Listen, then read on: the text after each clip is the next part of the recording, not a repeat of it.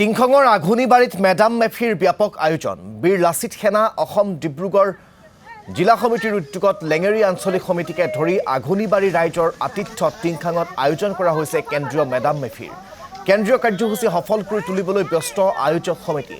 অতিথি আপ্যায়নৰ বাবে তিল পিঠা লাৰু আদি প্ৰস্তুত কৰাত ব্যস্ত হৈছে মহিলাসকল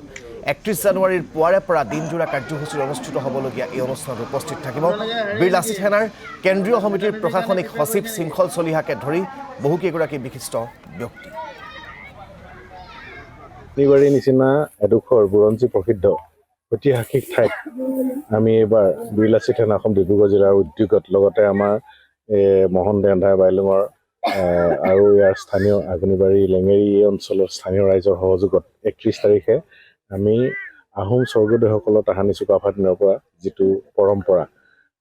আমাৰ পুলিন পুঠাও আমাৰ পূৰ্বপুৰুষক স্মৰণি যিটো অনুষ্ঠান সেই অনুষ্ঠানভাগি আমি এবাৰ ইয়াত আয়োজন কৰিবলৈ লৈছোঁ আৰু তাৰ প্ৰস্তুতি হিচাপে আজি ইয়াত সকলোবিলাক আহিছে মানুহ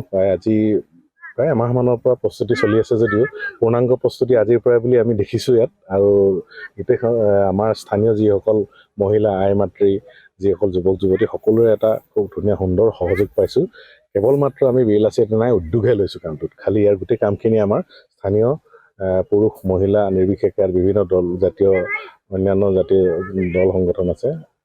তেওঁলোকে আমাক সহায় কৰিছে আমি যিদৰে আহোমৰ আমি ঐতিহ্যপূৰ্ণ যিবিলাক মঠ মন্দিৰ হওক বা ঠাই হওক আমাৰ বেয়া লাগে আমাৰ আঘুনিবাৰীখন মানে খুব জৰাজীৰ্ণ অৱস্থা কিন্তু আজি দ্বিতীয়বাৰ হৈছে আমাৰ মেডাম মেফি দ্বিতীয়বাৰ পাইছোঁ প্ৰথমবাৰটো খুব মানে জাক জমকতাৰে হৈছিল আৰু এইবাৰ তাতকৈ আমি বেছি জাক জমকতাৰে পাতিম বুলি মানে সকলো ওলাই আহিছোঁ আৰু আহিব ৰাইজ সকলোৱে বিশেষ কাৰণত মানে আহিব নোৱাৰিলে আজি আৰু সিদিনাকৈ আমি যিদিনাখন 31 জানুৱাৰী সেইদিনাখন আমি যেনেদৰে মানে আজি যেনেদৰে মানে উদ্যমিতাই মানে আগবাঢ়ি আহিছে সেইদিনাখন ইয়াতকৈ বেছি উদ্যমে কাম কৰি যাম বুলি আমি আপোনালোকক কথা দিম